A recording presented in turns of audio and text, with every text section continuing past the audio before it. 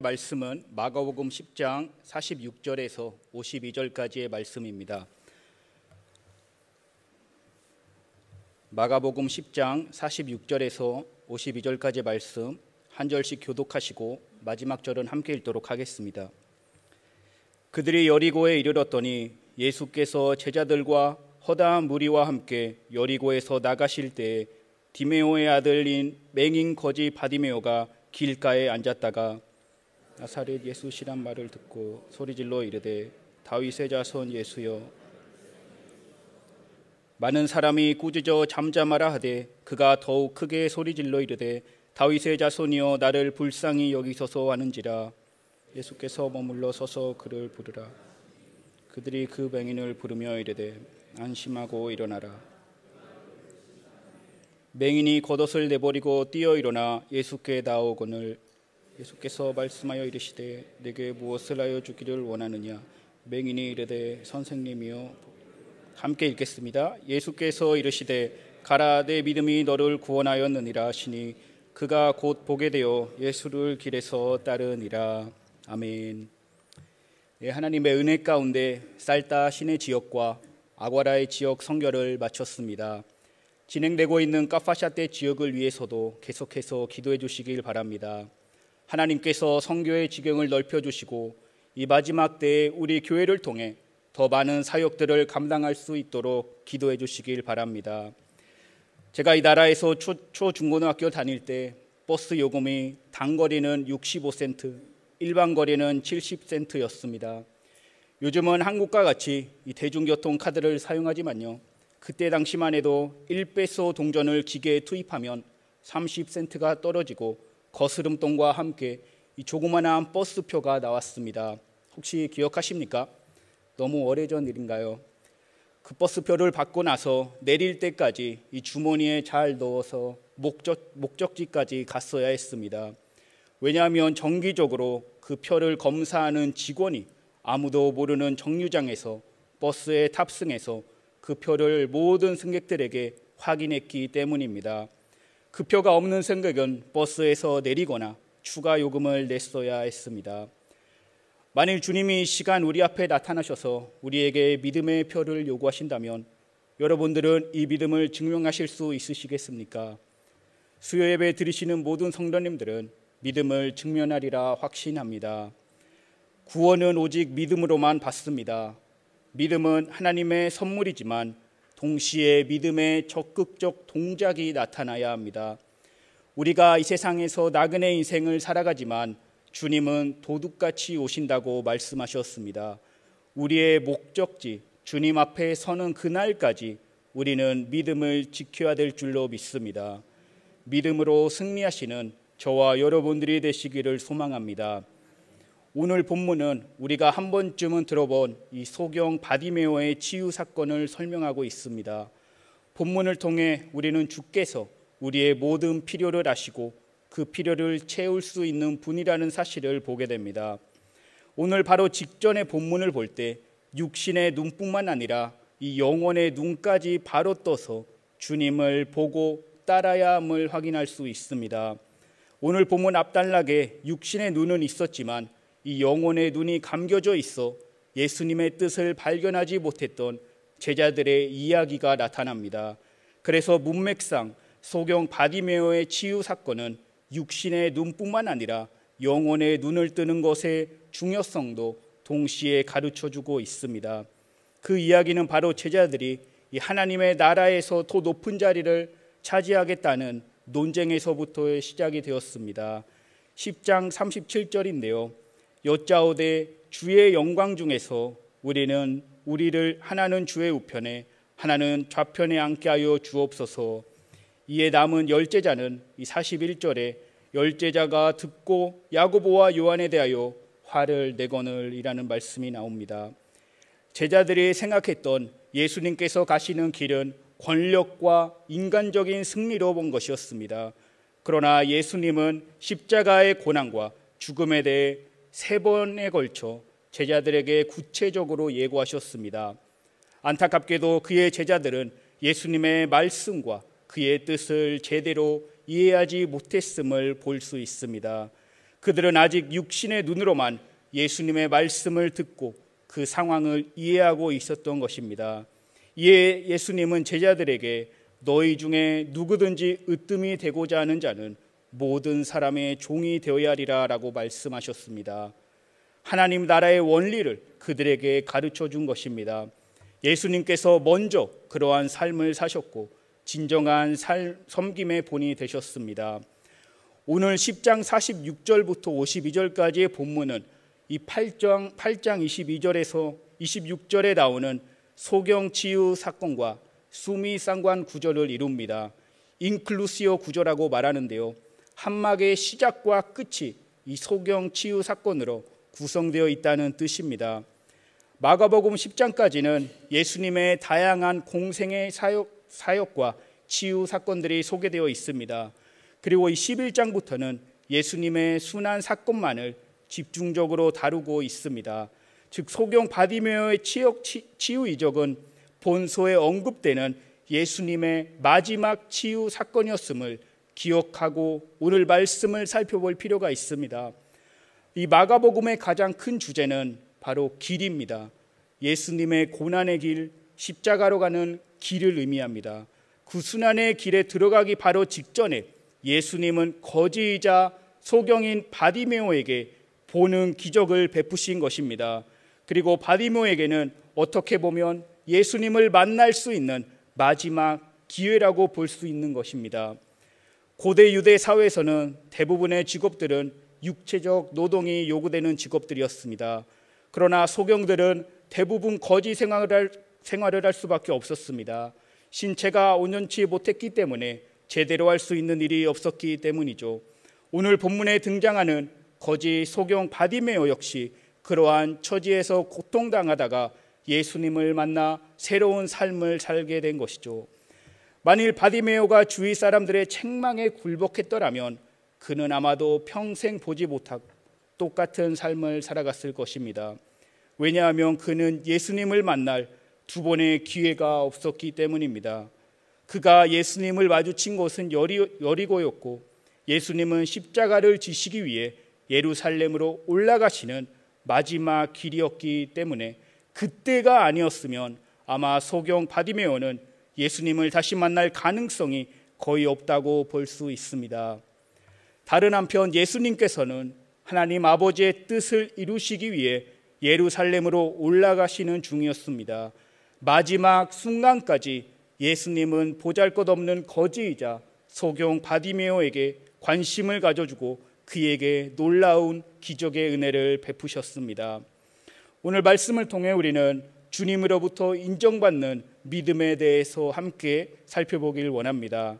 첫째는요, 보지 못한 것을 믿을 때 주님께 인정받습니다. 소경 바디메오는 주님을 본 적도 없고 그가 행하신 기적도 본 적이 없었습니다. 그러나 그는 과연 어떻게 주님에 대해서 알게 된 것이었을까요? 이 로마서 10장 17절에 그 답이 나오는데요, 그러므로 믿음은 들음에서 나며 들음은 그리스도의 말씀으로 말미암느니라 라는 말씀이 있습니다.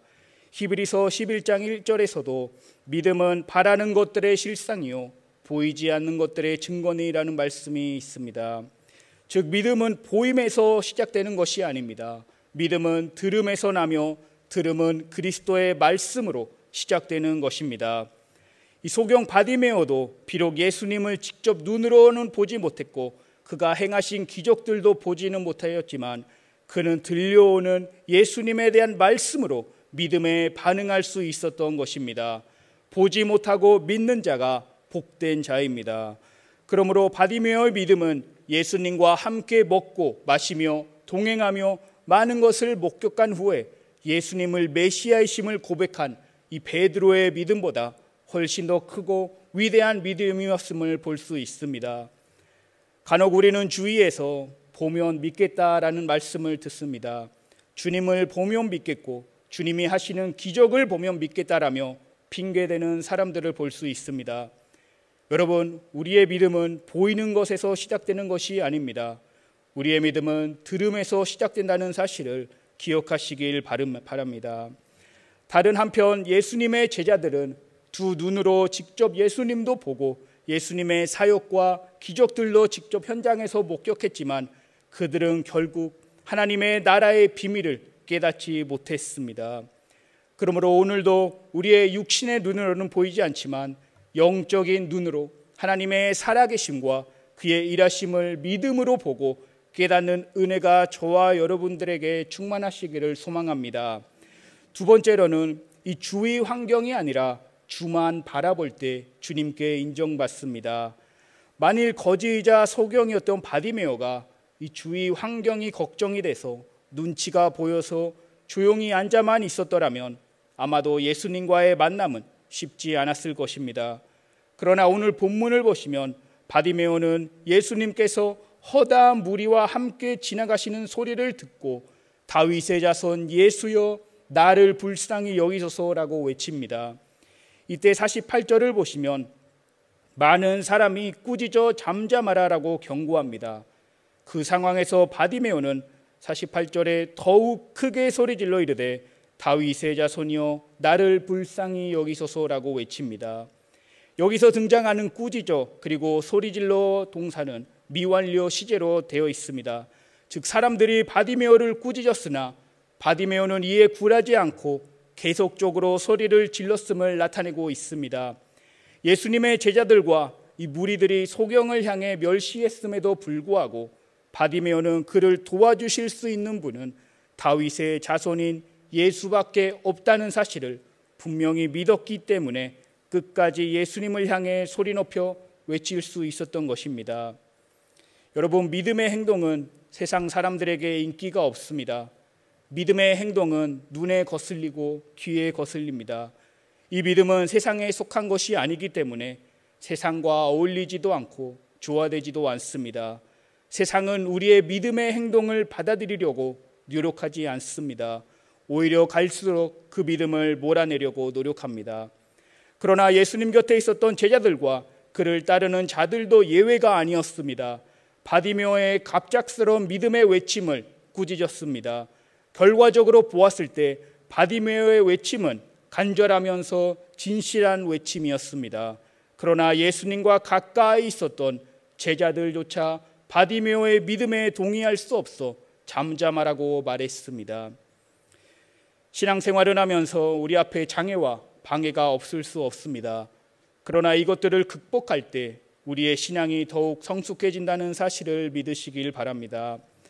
그때 예수님께서 가시던 길을 잠시 멈추시고 소경 바디메오를 부르십니다. 그들이 그 맹인을 부르며 해서 그들은 아마 예수님의 제자들이었을 가능성이 큽니다. 바디메오는 즉시 이 겉옷을 내버리고 뛰어 일어나 예수께 나갔습니다. 바디메오에게 있어 이 겉옷은 그의 생활 필수품이었으며 매우 소중한 것이었습니다. 일교차가 심한 이 팔레스틴 지역에서 밤에는 이불의 역할까지 했습니다. 그러나 그는 그의 전부인 겉옷을 버리고 그 자리에서 뛰어 일어나 예수님께 나아갔습니다. 예수님과 만날 수만 있다면 그 어느 소중한 것도 그에게 방해물이 되지 않았다는 것을 보여주고 있습니다. 오늘날 주님께 더 가까이 나가고 싶은데 가로막고 있는 방해물이 무엇입니까? 아끼고 소중한 그 무엇 때문에 주님께 더 나아가지 못하고 있지는 않습니까? 바디메오가 보여준 그 간절한 마음과 믿음을 회복하는 저와 여러분들이 되시기를 소망합니다. 예수님께서 51절에 그에게 내게 무엇을 하여 주기를 원하느냐라고 묻자 바디메오는 선생님이여 보기를 원하나이다라고 대답합니다. 여기서 우리는 이것을 심플한 요구로 읽고 별로 와닿지 않을 수가 있습니다. 그러나 바디메오에게는 그것이 평생 소원이었을 것입니다. 그 결과 52절에 예수님은 그에게 가라 내 믿음이 너를 구원하였느니라 하시니 그가 곧 보게 되어 예수를 길에서 따르니라 라는 내용으로 본 스토리가 마무리가 됩니다. 그래서 마지막 세 번째로 행동으로 믿음을 드러낼 때 주님께 인정받습니다. 이미 말씀드렸지만요, 이 믿음은 하나님의 선물이지만 동시에 인간의 적극적 동작이 요구되는 것입니다. 행함으로 구원받는 것이 아닙니다. 그러나 믿음에는 반드시 인간의 적극적 동작과 열매가 나타나야 합니다. 바디메오가 가만히 앉아만 있었더라면 예수님에 대해서 듣기는 들었는데 본인이 아무런 반응을 하지 않았더라면 그는 평생 여리고라는 곳에서 거지로 또 소경으로 살아갔을 것이었습니다. 예수님에 대해서 들었기 때문에 그는 믿음으로 다윗의 자손 예수여라고 외칠 수 있었던 것입니다. 또한 그는 예수님께서 본인을 치유할 수 있다라는 믿음이 있었기 때문에 그렇게 외칠 수 있었던 것이 아니겠습니까? 예수님의 권능을 의심했더라면 과연 허다한 무리 앞에서 바디메오가 다윗의 자손 예수여라고 담대하게 외칠 수 있었을까요? 주님은 오늘날 우리에게도 믿음으로 반응하고 순종하기를 원하십니다. 교회를 오래 다녔고 말씀도 매주 듣고 열심히 교회에서 봉사를 해도 주님 앞에 믿음으로 반응하지 못할 때가 우리에게 있지는 않습니까? 또 다른 시각으로 믿음으로 반응하고 싶은 성도가 주위에 보이는데 그를 꾸짖고 잠잠하게 하려는 제자들의 어리석은 모습 또한 우리에게 있지는 않은지 우리의 신앙을 재점검하는 시간이 되기를 소망합니다. 소경 바디메오에는 즉각적으로 예수님의 말씀에 반응했습니다. 그리고 믿음으로 구원받고 눈을 또 보게 되었을 때 그는 바로 예수님께서 가시는 그 길에서 그를 따랐다는 내용이 나옵니다. 바디메오의 믿음은 단순히 본인의 치료만을 구하는 목적형 믿음이 아니었습니다. 그의 믿음은 참 믿음이었으며 구원받은 이후 예수님을 따르는 제자의 삶을 살았던 것을 확인할 수 있습니다. 치유받고 예수님을 따랐다는 내용이 당연한 일로 볼 수 있습니다. 그러나 당연한 것이 아니었습니다. 같은 마가복음 10장 20절부터 이 재물이 많은 자에게 예수님께서 그 재물을 가난한 자들에게 다 팔아주라고 말씀하신 내용이 나옵니다. 먼저 19절을 보겠습니다. 내가 계명을 안 하니 살인하지 말라, 간음하지 말라, 도둑질하지 말라, 거짓 증언하지 말라, 속여 빼앗지 말라, 내 부모를 공경하라 하였느니라. 이에 바리새인은 이렇게 대답합니다. 그가 여짜오되 선생님이여 이것은 내가 어려서부터 다 지켰나이다 라고 말합니다. 21절에 예수께서 그를 보시고 사랑하라사 이르시되 내가 아직도 한 가지 부족한 것이 있으니 가서 내게 있는 것을 다 팔아 가난한 자들에게 주라. 그리하면 하늘에서 보화가 내게 있으리라. 그리고 와서 나를 따르라 하시니, 다 지켰어도 예수님께서 아직도 한 가지 부족한 것이 있다고 말씀하십니다. 재물이 많은 자는 예수님의 말씀을 듣고 그 말씀으로 인하여 슬픈 기색을 띠고 근심하며 가니라라고 22절에 나옵니다. 구원받고 하나님의 은혜를 경험한 후 우리는 예수님을 따르는 제자의 삶을 살아가야 될 줄로 믿습니다. 이것은 당연한 것도 아니고 쉬운 일이 아니라는 것을 알 수 있습니다. 여러분, 오늘 댁으로 가셔서 이 10장 말씀 전체를 한번 다시 읽어보시길 바랍니다. 예수님은 제자들을 부르실 때 그들에게 나를 따르라라는 표현을 사용하셨습니다. 또한 재물이 많은 자에게도 모든 것을 가난한 자들에게 팔고 그 이후에 나를 따르라라고 말씀하셨습니다. 그러나 그는 근심하며 가니라, 즉 그 길에서 예수님을 따르지 않았다는 뜻이 아니겠습니까?